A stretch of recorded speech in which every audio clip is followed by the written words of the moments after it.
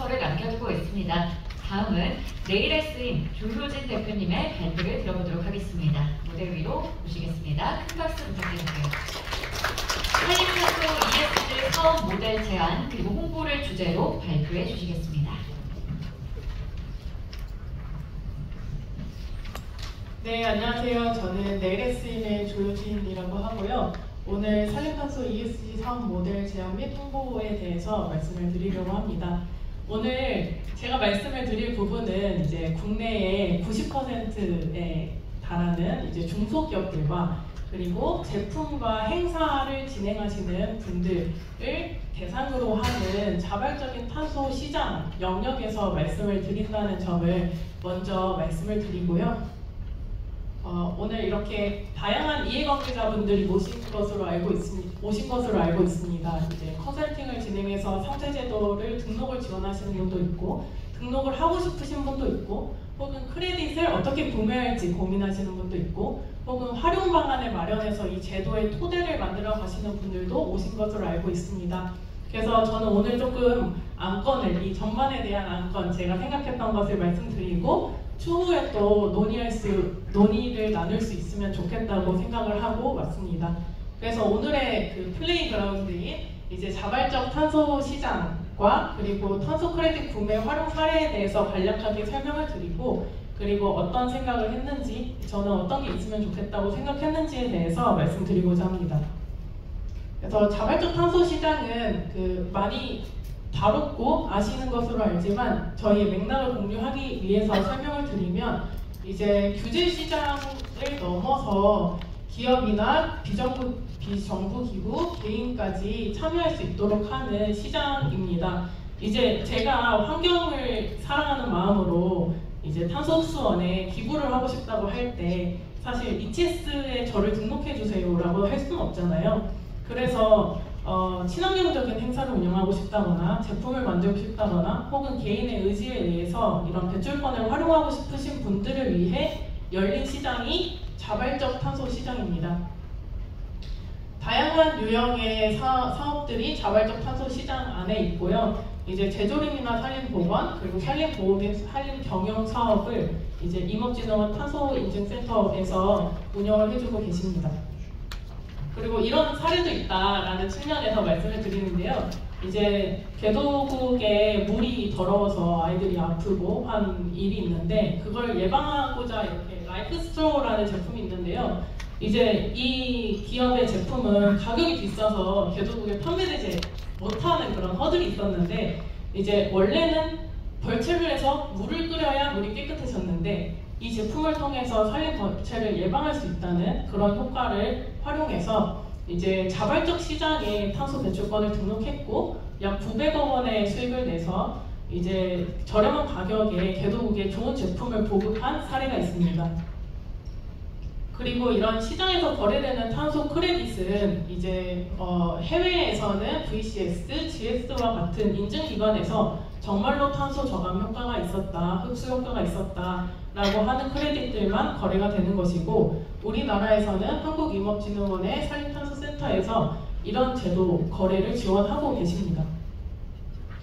그래서 이제 인증된 탄소에 대해서 구매 사례를 말씀드리면, 이제 글로벌리하게 그 대기업들에서도 탄소 네거티브, 탄소 중립 달성을 위해서 여기까지는 아직 규제가 올라오지 않았잖아요. 그래서 탄소 크레딧을 활용해서 자발적으로 탄소 중립 추진을 위해 노력을 하고 있고, 그리고 이제 신발을 판매하는 올버즈, 그리고 맥주를 판매하는 브루도, 생활용품을 판매하는 러시와 같은 이런 브랜드들도 소비자분들과 이런 탄소 중립에 대한 인식을 확대하고자 탄소 크레딧을 구매했습니다.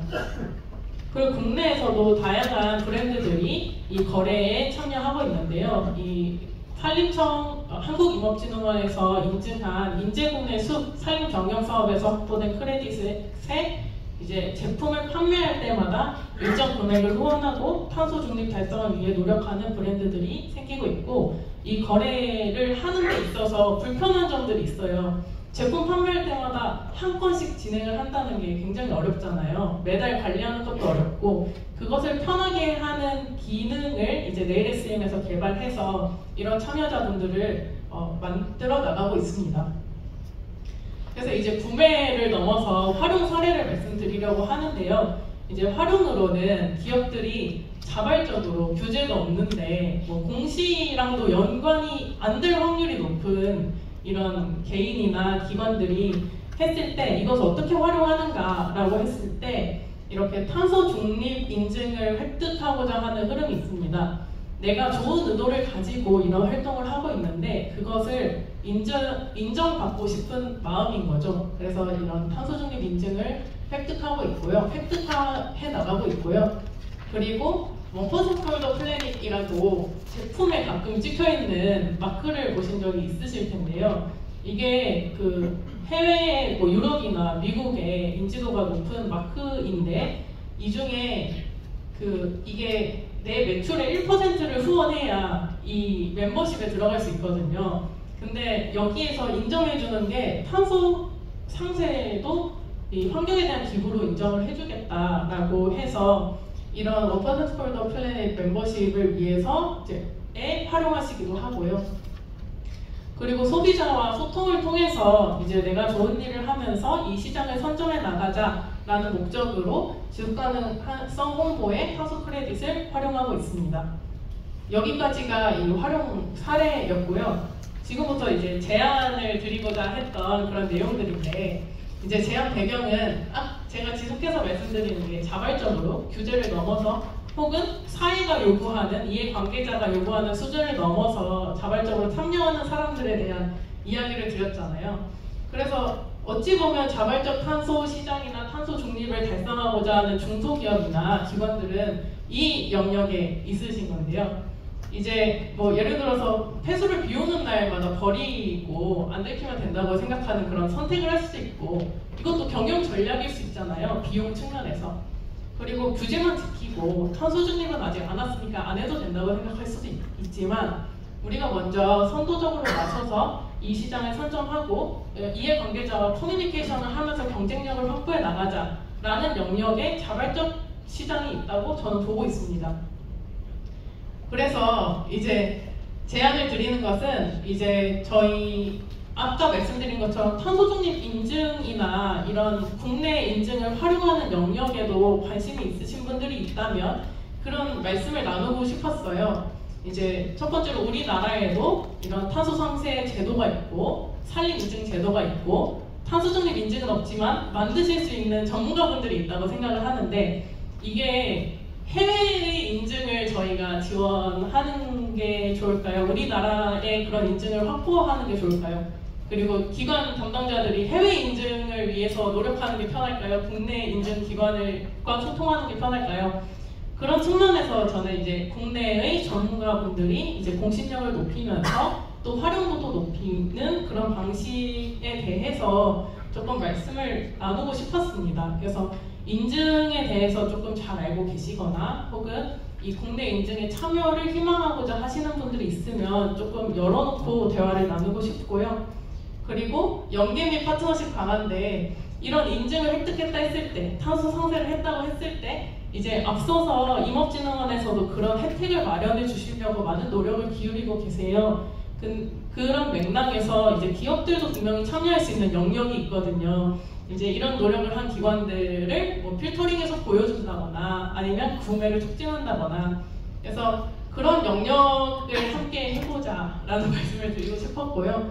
그리고 세 번째는 이제 탄소 크레딧을 국내에서 확보한다는 건 5년 동안 이 모니터링을 통해서 이미 확보된 크레딧을 구매하게끔 하는데요.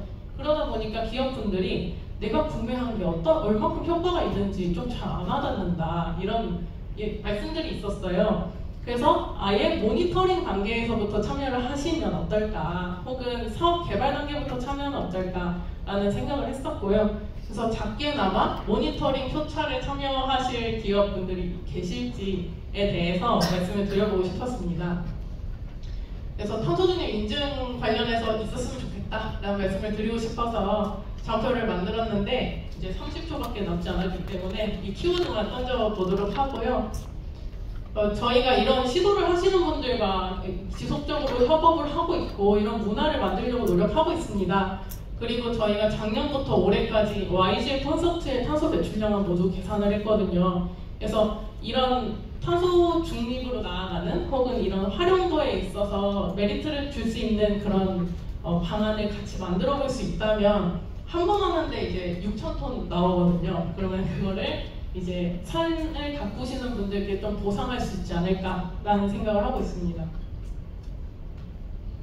그리고 아까 말씀드린 것처럼 아마존에서 탄소 중립 인증을 이렇게 보여주거든요. 그래서 우리나라에서도 뭐 쿠팡이나 이런 쪽에 좀 하면 좋지 않을까 생각을 했고요.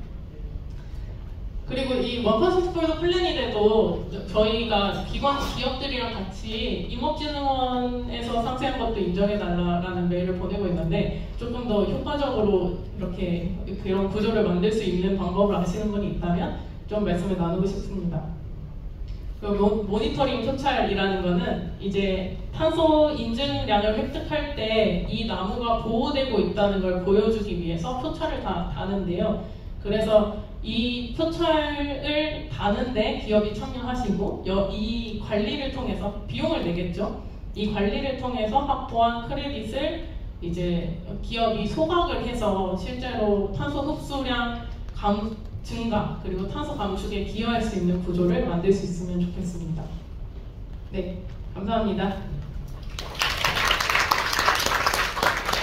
산림탄소 ESG 사업 모델에 대해서 자세하게 설명을 들어봤습니다. 배출권 거래제와 같은 의무 시장과 더불어 자발적인 탄소 시장도 중요한 시장인데요. 기업의 ESG 경영을 위해서 새로운 비즈니스 아이디어를 제시해 주셔서 기업분들에게 아마 많은 도움이 되지 않았을까 싶습니다. 조효진 대표님의 끝으로 준비된 발표가 모두 마무리됐습니다.